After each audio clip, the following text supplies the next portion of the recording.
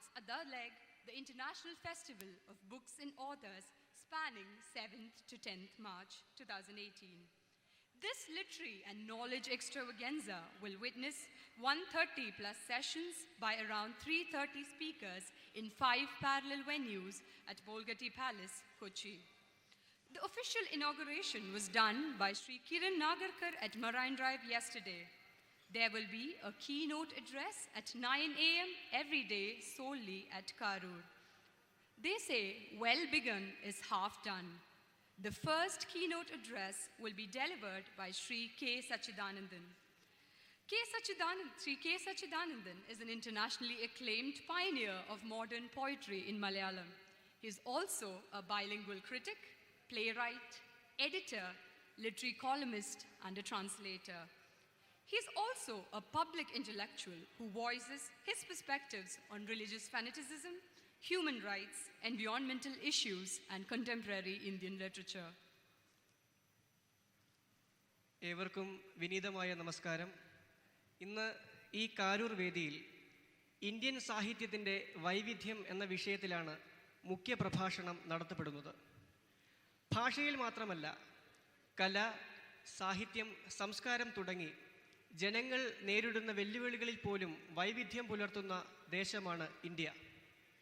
ഈ വിഷയത്തിൽ ഇന്ന് നമ്മളോട് സംസാരിക്കുന്നത് മുഖപുരകളുടെ അലങ്കാരങ്ങൾ ആവശ്യമില്ലാത്ത ശ്രീ കെ സച്ചിദാനന്ദൻ സാറാണ്. കവി, നിരൂപകൻ, വിവർത്തകൻ, അധ്യാപകൻ തുടങ്ങി എല്ലാ മേഖലകളിലും വിശ്വവിഖ്യാതനായ അദ്ദേഹത്തെ നിങ്ങൾ ഏവരുടെയും നാമത്തിൽ മുഖ്യപ്രഭാഷണം നടത്തുന്നതിനായി സദയം ക്ഷണിച്ചുകൊള്ളുന്നു. Sir, please come on the stage.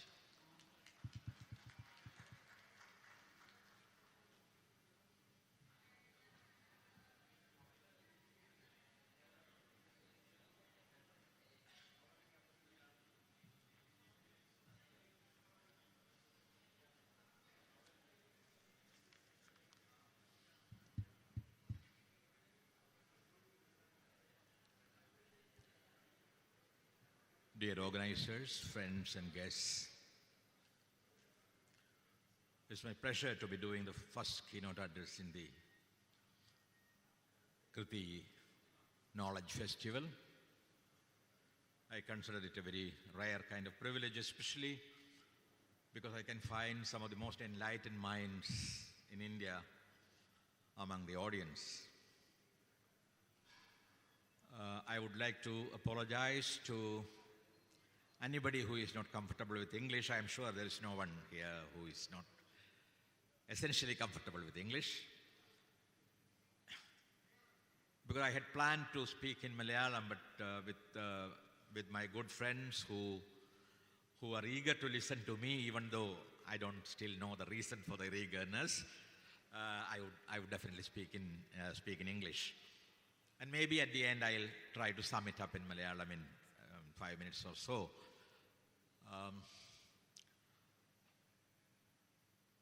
I'll begin with a story. Actually, we are only 30 minutes late and I'm supposed to have 45 minutes for my talk, but I begged the organizers that I may be given my full 45 minutes, because generally this is a lecture I do for around 3 hours. I'll try to sum it up in 45 minutes. I'll begin with a story, which is a legend that A.K. Ramanujan, the well-known scholar, retells in his famous essay, 300 Ramayanas, which many of you might remember had caused a major controversy, and finally the essay was withdrawn from the textbook in the university in Delhi. The story goes like this. I'm not going into the details of the story. I don't have the time either.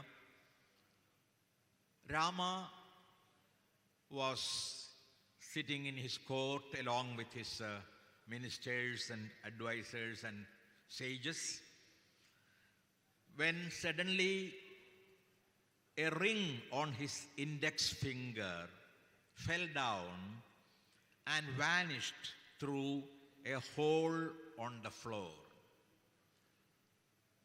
Rama asked Hanuman who, as you know, was his faithful messenger and friend, to go and fetch the ring.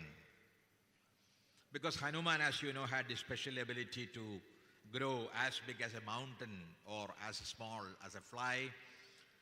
So Hanuman grew small like an insect, passed through that hole, and he found himself in the netherworld in a little while.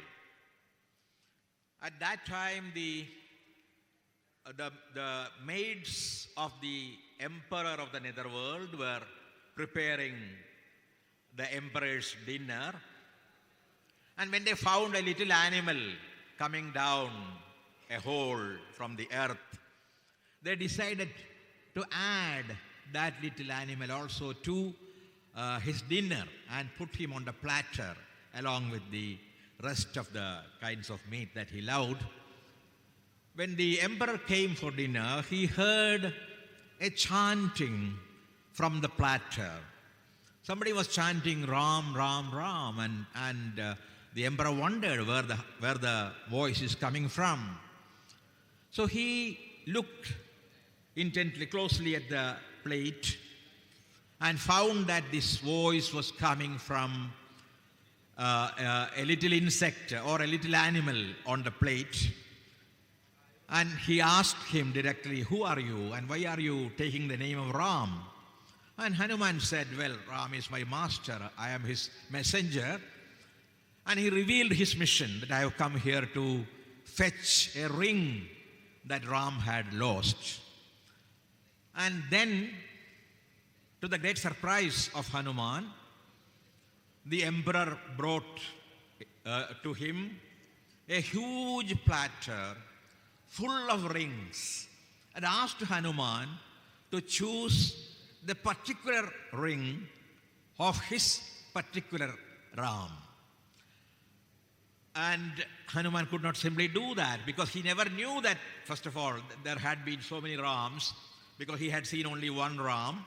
And then the emperor said, "No, there have been so many Ramas through so many ages, and your Ram by now must have died or ascended to heaven because whenever this ring falls down, whenever one incarnation is over, and it is time for Ram to vanish from the earth."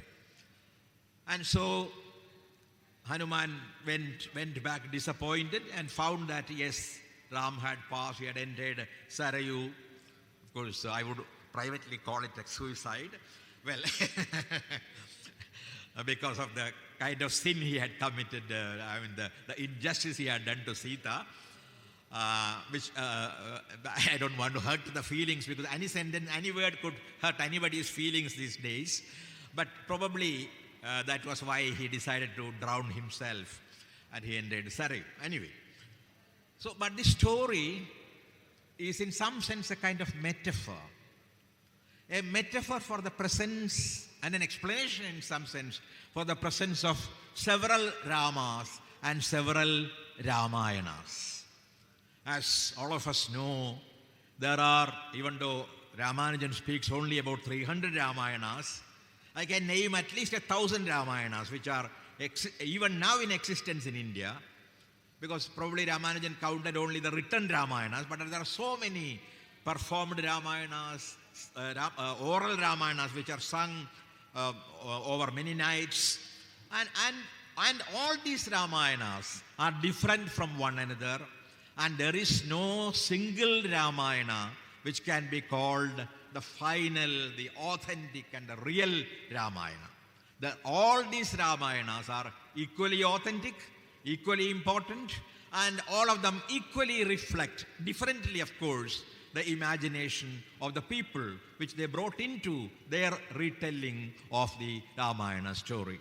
And the only common thing that connects all these Ramayanas is perhaps, maybe there are 2-3 things. One is, in every Ramayana there is a Dasharatha, there is Ram, there is Lakshman, there is Sita, there is Ravan. Except for this, all these Ramayanas are very different in the way they look at the story and they interpret the story. I don't have the time to go into all these or even some of these Ramayanas. I will just mention 2 or 3 which are radically different from the Ramayanas that generally we know. For example, Malayalis generally choose for daily reading Ezhuthachan's Ramayana, which is actually a version of the Adhyatma Ramayana, a more metaphysical kind of interpretation of the Rama story. And you know of Tulasidasa's Ramayana and the various other Ramayanas by Balaramadasa and quite a few others in each language. But there are certain Ramayanas which are very, very different. One, for example, is the Telugu folk Ramayana, where Sita is the real protagonist and she questions Rama. Of course, the Malayalis definitely will remember Kumaran Ashan's famous poem, Chindavishtaya Sita, the brooding Sita, who interrogates Rama's sense of justice. But much before Ashan wrote the poem, in Telugu there was already a folk song where Sita questions Rama's sense of justice. And because this is a women's folk song, it's sung by women, so women are the main characters in the whole of this Ramayana. And there are long passages on Rama abandoning Sita, Sita's life in the forest, her friendship with animals, and of course before that of her marriage, and then there are other characters like Rama's sister, somebody called Shanta, who is Rama's sister, and women have initiative. Throughout this particular version of Ramayana, women take the initiative and they are the real protagonists. And there are other Ramayanas like Dasharatha Jataka, which is the well-known Buddhist Ramayana, where Rama returns to his court in Benares, not in Ayodhya, which is supposed to be the Ram Janma Bhoomi these days without any proof. Anyway, so here Ram returns to Kashi or Benares and begins to rule his country once again. And all the other characters, his brothers, for example, all of them become Buddhist sages or sannyas. They take to sannyas. They renounce the world and they become sannyasins. And there is again another Ramayana that is also in Telugu, where Sita is the daughter of Ravan. Ravan takes a woman's form. His name there is Ravula, and Ravula delivers Sita. And so it becomes, well, slightly Oedipal, the kind of relationship that they seem to have, or that Ravan longs for later. And in the Jain Ramayanas, Ravan is a major devotee of Jain. He is a great scholar. He is a Siddha. And he is somebody who has taken the promise that he won't touch any woman other than his wife Mandodari. And because he breaks the promise, he comes out as a tragic hero. There is a lot of sympathy for Ravan. Ravan is not treated, as also in many Ramayanas like Kamba Ramayan, Tamil Ramayan, Ravan is treated as a hero and not as a villain, because he was a great musician. He was, of course, a great lover, no doubt, and he was also a great devotee of Shiva. And here also in this Ramayana, again, Ravan comes out as a major protagonist, or at the most he is like a tragic hero in the Greek plays. You know, like Oedipus himself, for example, who walks unknowingly into a tragic situation because of some kind of flaw in his character or some kind of blindness or ignorance, like in this case, because Ravan in one case Ravan did not know that Sita was his daughter, and in this case again Ravan forgot his promise, charmed by the unusual beauty of Sita. And in Malayalam itself there are 32 Ramayanas. So you can imagine, it's a small language, it has 32, and you can imagine how many Ramayanas all the languages in India together will have. There is a particular Ramayana called Patala Ramayana. Patala is the netherworld, the underworld. And Patal is also ruled by another a parallel or an alternative Ravan called Patala Ravan. And this Patala Ravan abducts Ram and Lakshman from the battle scene so that Ravan can win, because he wants to help Ram. But then Hanuman comes to the netherworld and saves Ram and Lakshman and take them back to the battlefield, and finally Rama wins. There are even Ramayanas where there is no battle between Ravan and Ram. Pilis, the Pili tribe of Gujarat, with whom I have had some interaction because I stayed with them for a week and with them in their own houses. And well, I will not go into all those details. Anyway, there are two main Ramayanas in the Pili tribal language, and in one Ramayana, it's called Rom Sitmani Varta. There, Sita is the goddess of agriculture. Because she is found from the earth, and so they take her to be the goddess of agriculture. And Ravan's soul enters a honey bee, and Lakshman kills Ravan, putting that honey bee in boiling oil. So this is a completely different version of any Ramayana that we know of. And in another Pili Ramayana, there is no battle. Ravan regrets having taken Sita away, abducted Sita, and Ravan gives Sita back to Ram, and they shake hands, and that's it. And there is no battle at all. So, well, these are only just some examples of how various our Ramayanas are, and how diverse our tradition is. So I was using this as a metaphor. When you speak of Indian literature, because now you know the context in which I am speaking, in which we are all, it's a context we are all passing through, one of the most tragic contexts in the nation's life, where diversity is in great danger, is under threat. Religious diversity, ethnic diversity, diversity in philosophy, in knowledge, everything seems to be under peril. And at such a time, I believe it is extremely important to emphasize the diversity of our traditions. All kinds of diversity, art, literature, philosophy, all kinds of diversity, which is in fact the ultimate source of the abundance, the richness, the splendor of India's intellectual and cultural life. And without that, once that diversity is killed, once you begin to say, well, there is only one Ramayana that was written by Tulsidas. Well, there is only one philosophy for all Indians. That is all in the Bhagavad Gita, and that should be the national book of India. And there is only one Indian religion, which is the so-called Hindu religion, which all of us know is a later construct. So when we begin to believe in this.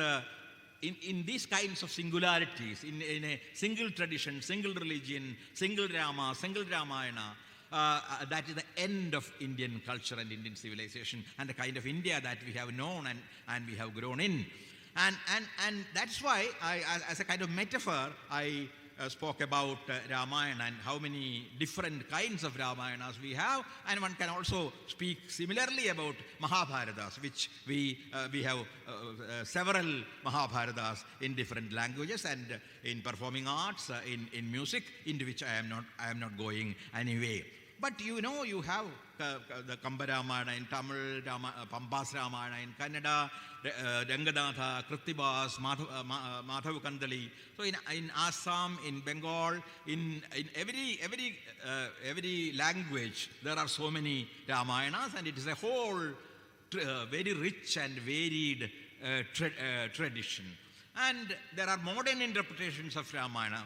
The last book of Paula Richman is about the South Indian, contemporary South Indian interpretations of Ramayana, where casually, well, there is one of my poems also there, where Ravan goes to heaven and invites Sita to come and leave that fellow who had abandoned her, in the forest.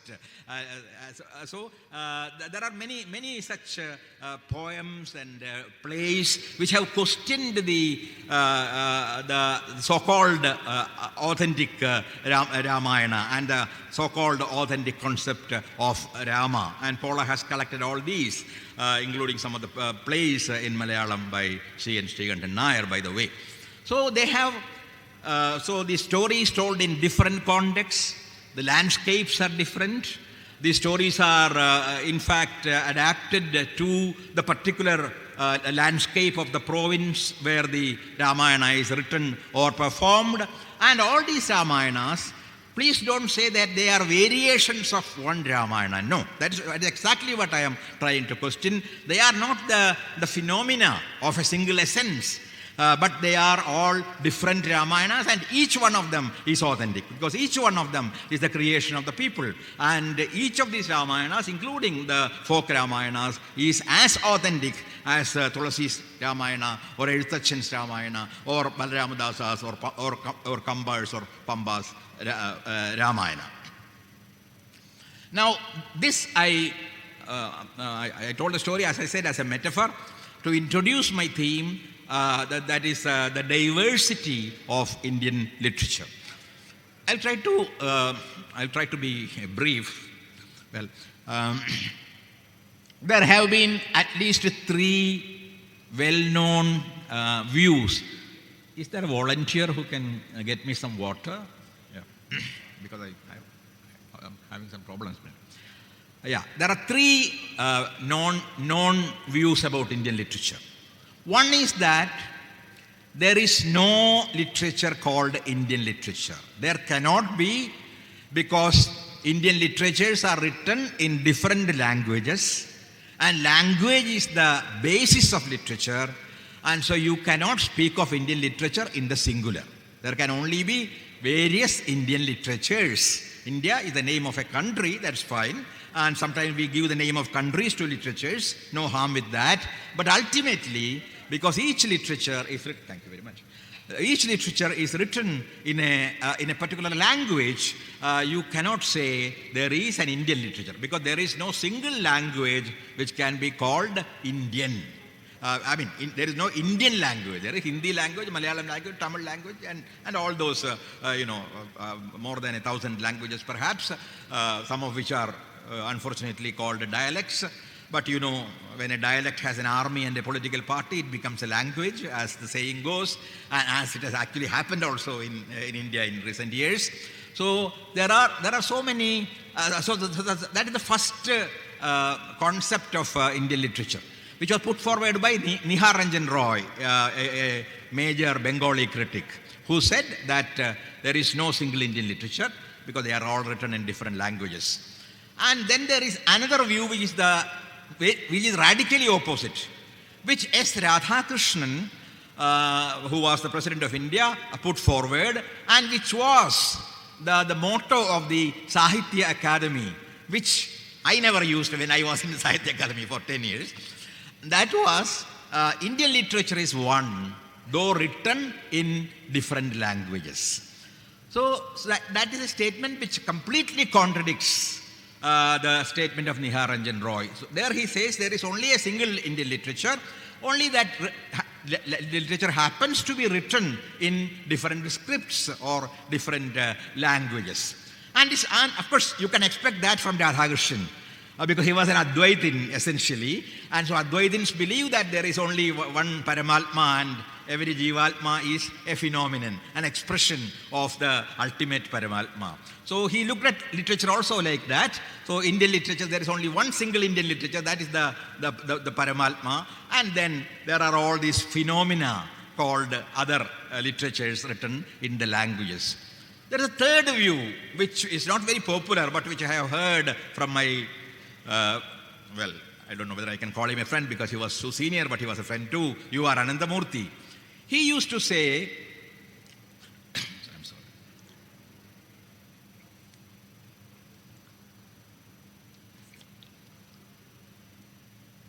He used to say that when we look for the unity of Indian literature, we come across its diversity. And when we look for its diversity, we come across its unity. This is a kind of dialectical statement which comes somewhat closer to the truth about Indian literature. Because when you are trying to define Indian literature as single, as one, and you try to find out what are the things that connect them, you suddenly find that they are so different, movements are different, the way movements are expressed are different, and you are surprised by the diversity of these different literatures.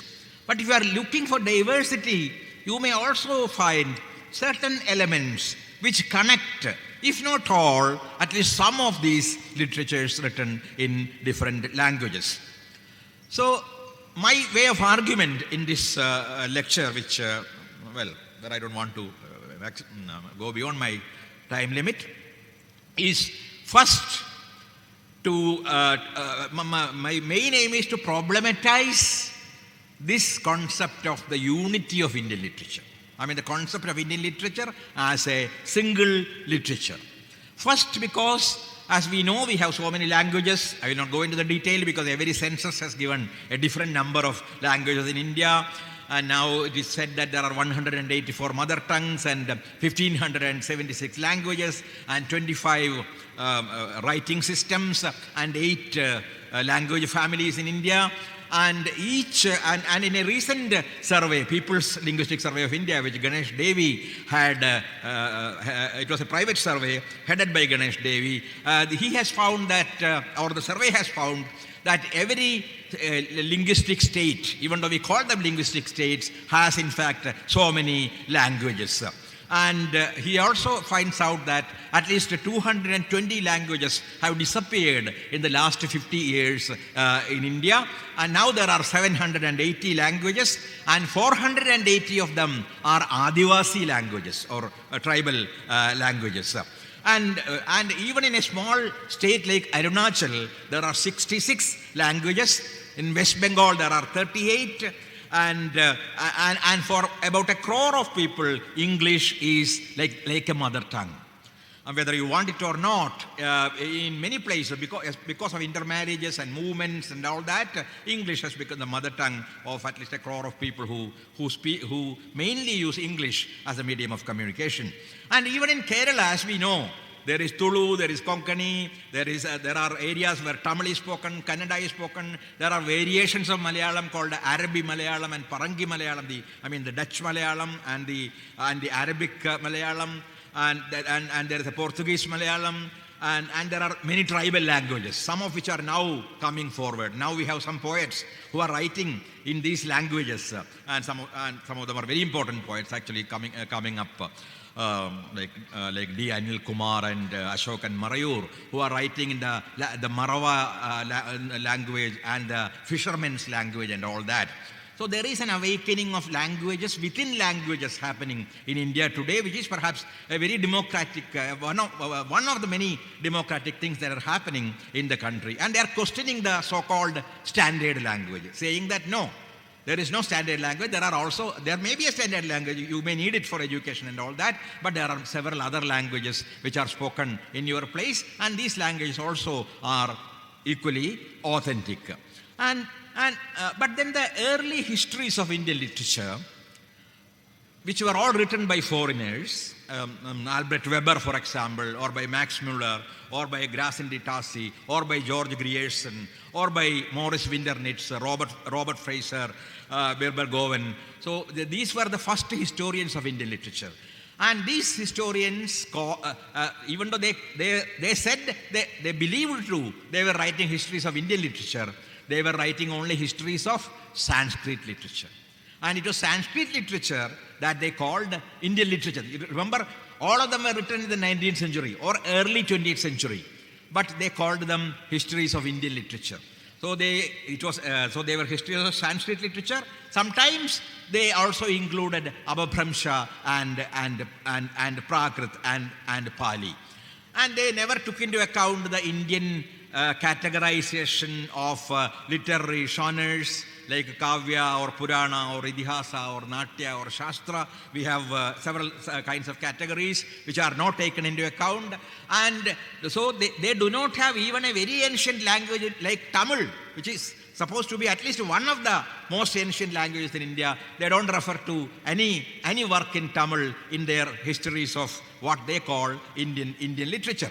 So that was how the idea of the unity of Indian literature was created in the first place, because they were actually writing the history of the literature of one language, and so it was written in one language, and hence for them, well, that was Indian literature, and Indian literature was essentially a literature written in one language.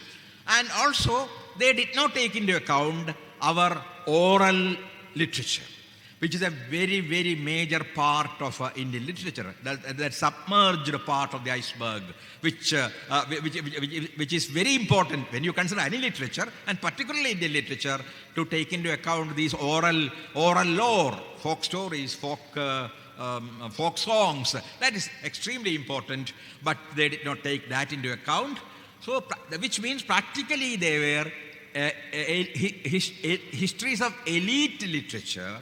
Not only because they were written in Sanskrit. I am not condemning, I am not saying that Sanskrit was only for the elite or something. Sanskrit also produced a Shudraga, for example. It produced someone like Yogeshwara, who wrote about the peasants of the village in those days. So there was a parallel tradition. But for these people, Sanskrit meant only Bhasa and Kalidasa, and of course the various kinds of philosophical texts that Sanskrit had. And they also, they did not take into account even the epics which are available in the oral lore, like Pabuji in Rajasthani or Malla Madeshwara in Kannada. There are several. Now several are coming out. We have 120 epics outside Ramayana and Mahabharata, which are written, or sometimes not written, but sung by the Adivasis and other people, the marginalized people. And so, and there was also a politics to the translation, because another thing that created the idea of Indian literature was translation. And there was a politics to translation, about which Tejaswini Niranjana has done a beautiful study, which many of you must have seen, how certain texts were chosen for translation. Bhagavad Gita was one. Arthashastra was another. Manusmriti was another. And now, so they created a very... I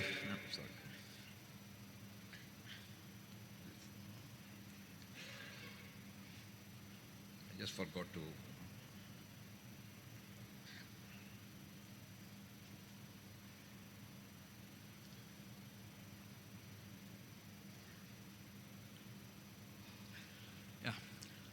So they created a particular idea, not only of Indian literature, but also of India itself, or Indian philosophy, Indian economics. Arthashastra was the essential and defining economic and political, in fact, to some extent, text of India, and Bhagavad Gita was the authentic philosophical text of India, and Manusmriti was again the text that defined the social layers within the Indian society. And now, strangely, you will find that the so-called people the so-called lovers of India are exactly following this colonial idea of India. They call themselves patriots, and they say they are the only patriots and all of us are traitors, but they are actually following the precise colonial model of India, what they had created. That is, now we have a minister who said Bhagavad Gita should be declared the essential, Indian text, the one Indian text that contains all of Indian philosophy. And well, I'm not quoting ministers because I should not be quoting stupid people who happen to be ministers by chance. So they are making all these kinds of declarations these days, and in fact they are taking us back to these colonial days, the colonial understanding of India instead of a new post-colonial understanding or even a pre-colonial understanding of India, where diversity was the very cue to the understanding of Indian philosophy, Indian literature, India's society and all that. So that Orientalist construction of India is being reproduced. And Romela Thapar, in her famous study of Shakuntala and the character Shakuntala texts, readings and histories, has clearly demonstrated how there was the translation of Shakuntala into English was or into German or into other European languages was not an innocent exercise, but because Shakuntala fitted their understanding of India, the kind of India, because there was this virgin woman who was living in the forest, and the very symbol of absolute innocence, and then the king and the whole story. So Shakuntala summed up whatever India was for them: weak, vulnerable, enchanting, wild. No, this was India for them, and Shakuntala for them was the symbol of whatever they thought India had been. And Dushyanta was like England coming to India, the king, the urban male, the strong man who could conquer India. So and this was so Romela Thapar beautifully explains with so many examples how there is a political mission behind the translation of Shakuntala and the canonization of Shakuntala in Europe. That because there is this Shakuntala which was like India, weak and vulnerable, etc., and also Dushyanta, who was the powerful male, the urban male. And so that comes very close to the anthropological belief that the kind of hierarchy you find in certain sciences like anthropology, that our future, India's future, for example, is the present of Europe, and their past is our present. So there is a particular view of time, a kind of constructed temporality, which also seems to ascertain the superiority of Europe and of European civilization, because they want us to become like them, like Europe, like maybe more than Europe, like the United States. We want to be. Let God save us. So this is how a hierarchy has been created, and Europe's superiority has been established. Of course, later thinkers have tried to correct that to some extent, people like Sheldon Pollock, but even they always believed that literature is nothing but the narration of the nation, and they also introduced terms like the center and the margin, or the big tradition and the little tradition. Even A.K. Ramanujan, whom I respect as a very, very important scholar, is not completely free from this kind of a distinction, which doesn't really stand scrutiny of the big tradition and the little tradition, because there was always a give and take between them.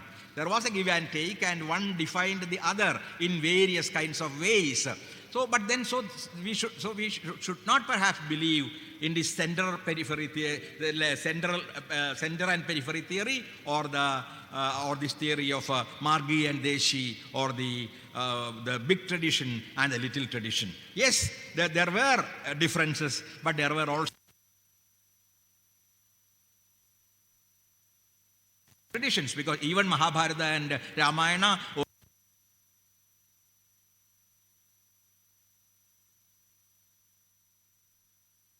Mahabharata closely has demonstrated that how it was a combination of the stories of various clans, especially Yadu, Puru and Kuru clans, and the stories were brought together into a single epic.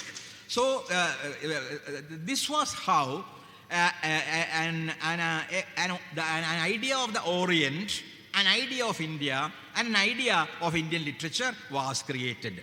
And the argument for the unity of Indian literature I will only list them out. I don't have time to explain them, because we have had a lot of scholars like Sujit Mukherjee and Shishir Kumar Das and K.M. George and quite a lot of people who are students of comparative literature who have tried to find out the unity of Indian literature. They say that Indian literature is one because there is some similarity in the evolution of the literatures in different languages, and then there are many forms like Mahakavya or Prabandha or Sandesh Kavya or Nataka or drama, Prahasana or Vilapa Kavya or elegy, narrative poetry or Katha Kavya, which are common to the languages of India.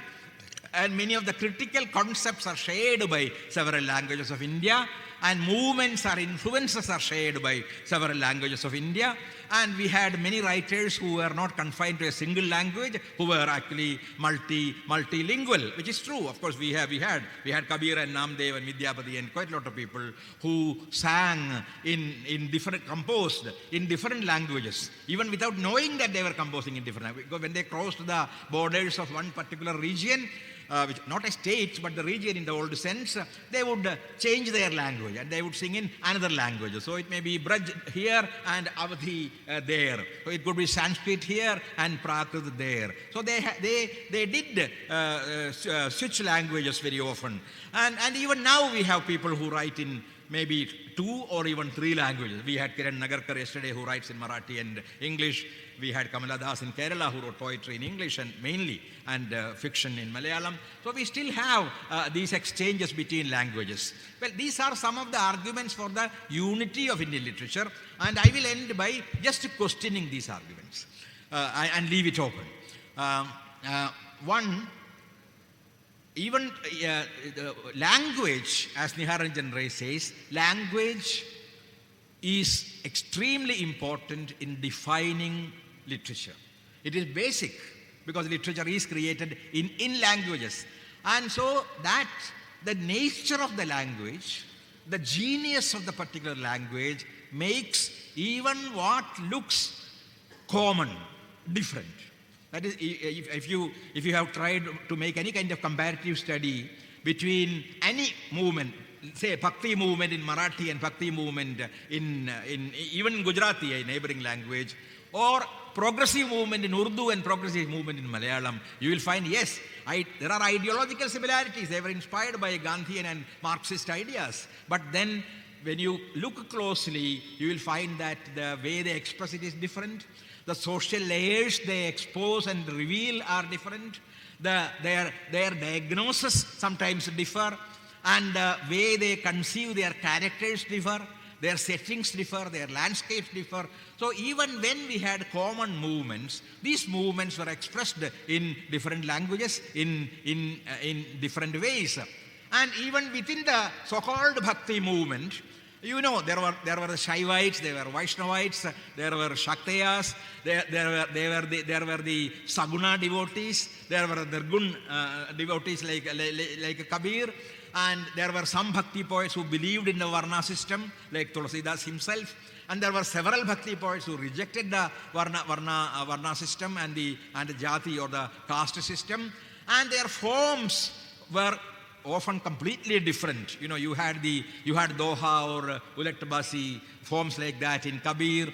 You had the Vak, what Lal Ded used in Kashmiri. You had the Vachana in Karnataka, which is a unique kind of form which you don't find in other languages. And you had a Kirtan and Bhajan in Asamiya. And you had Abhang in Marathi. And so even this Bhakti movement, if at all we call it a movement only in retrospect. It started somewhere in the 5th century. It went on up to the 19th century. And so these poets belong to different times, different places, and they wrote in different ways. In retrospect, we call them Bhakti movement because they were all, in some sense, spiritual, metaphysical. In no other sense can it be called a movement. But as I said, in each language, Bhakti found its own form of expression. Its own poetic form or musical form, and even the ways of worship, the rituals, everything was different. Secondly, if you look at the evolution of Indian literatures, you will find, you can create a very broad outline, like saying we had Adivasi literature to begin with, then we had the glorious period of Sanskrit, then there was the period of the dominance of the different Indian languages. But when you look at them very closely, you find that they were different. The impact of Sanskrit on different languages was different in proportion. And also, even Sanskrit words traveled into different languages with very different nuances and meanings. And then along with Sanskrit, we had also the Tamil, the Sangam period in Tamil, which was almost parallel. So you cannot say that Sanskrit is our only tradition, the ancient tradition, and Tamil occupies an equally important part in defining what can in some way be called our general tradition, literary tradition. And then we had also Buddhist and Jain literatures. Almost at the same time, after the arrival of the Jains and the Buddhists. So you cannot reduce Indian literature to Sanskrit literature, or even ancient Indian literature into Sanskrit literature, because it was expressed in many languages. And forms, I already spoke about the forms of bhakti, and even otherwise, there are forms which are specific to languages. Like in Tamil, you get forms like Chindu and Agaval and Venpa and Kalippa and Kummi and Kanni, which are very specific to Tamil. And in Malayalam, you get something like Otten Tullal, which is a poem meant to be danced out. And you have Attakatha, which is the Kathakali text, which is very unique to Malayalam. Or more recently, we have something called Patala Katha, stories, barrack stories from the war front, which is a particular genre in Malayalam. I have not seen it in any other. There are stories like that, but I have never seen such the whole genre existing in any other language. And similarly, in Brajvi, you have Bijak and Ramayani. In Urdu, you have Rubais and Masnavis and Khawalis and Manakib and Nama and Kasida and Kitta. So many different kinds of, I have no time to explain them, different kinds of forms. And so if you look at different languages, you find literary forms are also extremely different. And criticism, even critical tradition, many people believe that Sanskrit gave us all our critical tools. No. So if you know anything about Tamil, if you have even heard about Tolhapiyam, for example, you know that they had a completely different way of interpreting literature, which was today it will be called a kind of eco-criticism, because it was based on thin ice or the different landscapes and regional scenery, the kinds of plants available, the kind of labor undertaken by the people and all that. And based on thin ice, they had a complete theory of literature, which was entirely different from the Sanskrit theories.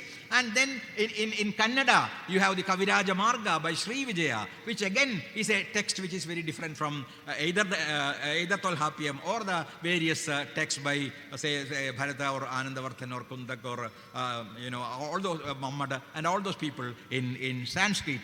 And if you look at movements, you find that yes, there were some movements which were shared by some languages, but no movement was shared by every language. Even the progressive movement was confined to some 7-8 languages. And this is true about various other kinds of movements also. They were not available in all the languages. Dalit movement is now coming up in many languages. Originally it began with Marathi and all that, and now at least in 8 or 9 languages we have a Dalit movement. So you find that even these movements, you cannot say they cut across the languages and exist in every language.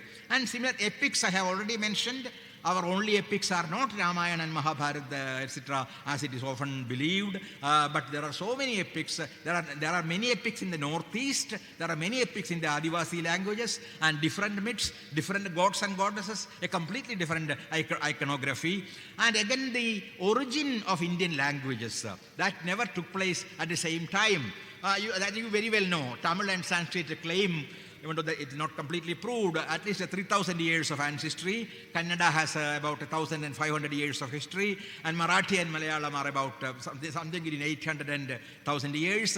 Odia has 500 years of history, and Indian English, if we can call it a particular language, has about 200 years of history. I mean, at least Indian English literature.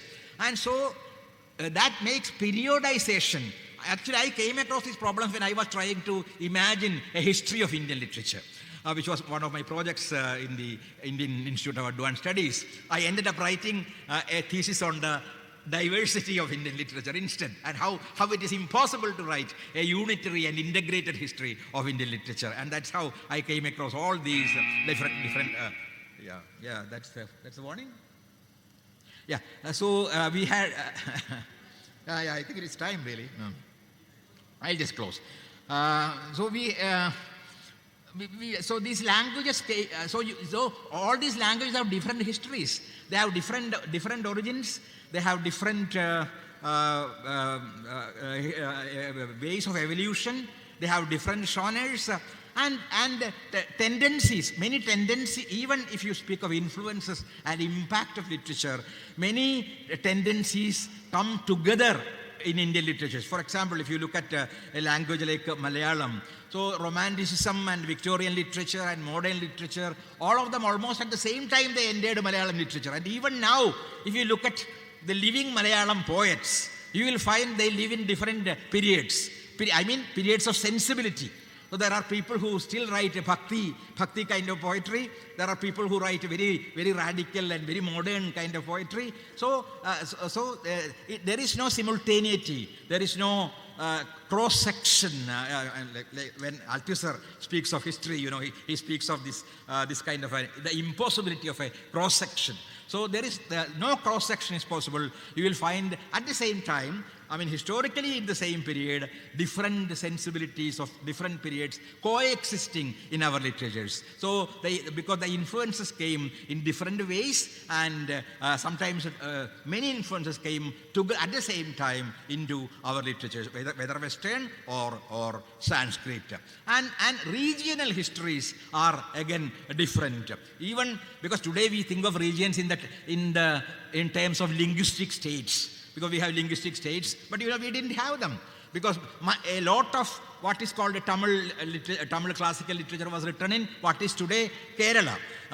Many of those major poets are supposed to have lived in Kerala. Bhasa, the great Sanskrit, even though the proofs are not very clear, it is claimed that Bhasa, the Sanskrit playwright, lived in Kerala and wrote his plays in Kerala, because some of his manuscripts have been found in Kerala, and it is often believed he belonged here. And Tamil, of course, we know that a lot of classical texts like Shilapadiharam were written in what is today called Kerala.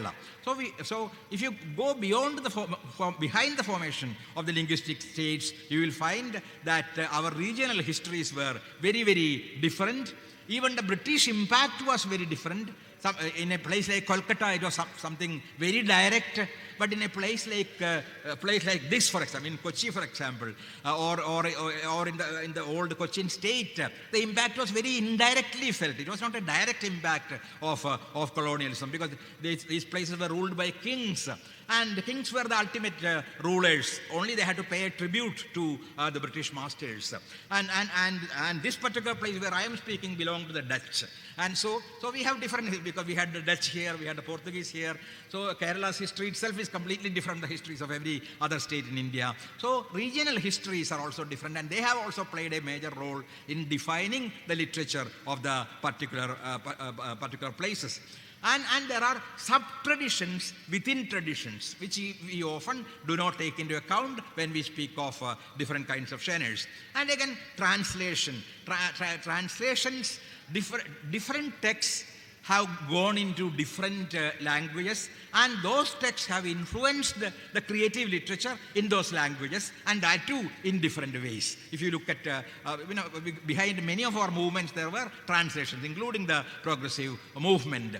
And again, the concept of literature that the critics maintain are also different. Some take into account oral literature and performed literature. Some do not take it into account. And then so what I am saying ultimately is that an integrated history of Indian literature looks like a project that has failed from the very, very beginning, and which at least some of the literary historians like Vasudha Dalmia have now begun to admit that well, you cannot write a complete and comprehensive history of Indian literature. You can write histories of literatures in the specific languages, maybe, or you can write, you can speak about certain common areas and which are shared by different literatures, but not a common history. And now with the emergence of Dalit literature, Adivasi literature, women's literature, literature by the sexual minorities and the religious minorities and ethnic minorities, the whole idea of Indian literary history is going to change. It is already changing, because many texts which were buried, deliberately forgotten, are coming back. We are retrieving many texts. For example, Dalit literature is supposed to have started somewhere recently in Malayalam. But we had a 19th century text like Potheri Kunyambu's Saraswati Vijayam. And so the idea of history itself is changing, and that is also going to impact our understanding of literary history. So what I mean to say is that we need histories of literatures in the languages, inclusive histories, which will include the oral literature, Adivasi literature, performed literature, and which also examine the various kinds of influences, the periods when these literatures grew independently and the periods when they grew in different ways and in different directions. So we can, at the most, we can have some kind of a comparative history. So what we need ultimately is a new literary cartography, because we do not live in an empty space, but in a complex network of relationships. And unless we take into account this complex network of relationships in all its complexity, we are not going to create even a meaningful comparative literary history. So we need to redefine our understanding of words like genius or pratibha. We need to redefine our understanding of subjectivity and author and authority. We need to understand the vague distinctions between language and dialect. So we can say so many, what I mean is, we can say so many stories, but all these stories are going to be different. Some of the stories may have certain common elements, but these stories are going to be different. And each story is going to be, in a sense, also incomplete. So I would end here. Let us tell many stories. Let us not try to forcibly bring them together and try to make it a single story. When it comes to literature, not only when it comes to literature, when it comes to the so-called nation. Let us not take literature as a mechanical appendix of the nation or the history of the nation, because we have different religions and clans and languages and cultures, and our history, like our literary history, also should reflect all these differences and diversities. And we should make the invisible visible. We should make the inaudible audible, because that is the function of the historian. That is also the function of the creative writer today, because there are so many people who are already invisible and who are being made invisible day by day. And to make them visible is one of the major functions of historians and of literary historians and of creative writers. And that is where perhaps all these, in some sense, come together as a part of knowledge, which we are celebrating in this festival. Thank you so much.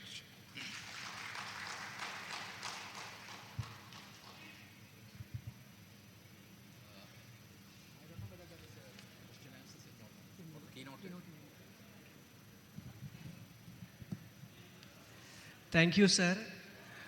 ഇന്നത്തെ മുഖ്യ പ്രഭാഷണം നടത്തിയ Shri K Sachidanandan സാറിന് memento നൽകുവാനായി Kalady സംസ്കൃത സർവകലാശാല മുൻ vice chancellor Shri K G Paulo സാറിനെ ക്ഷണിച്ചുകൊള്ളുന്നു.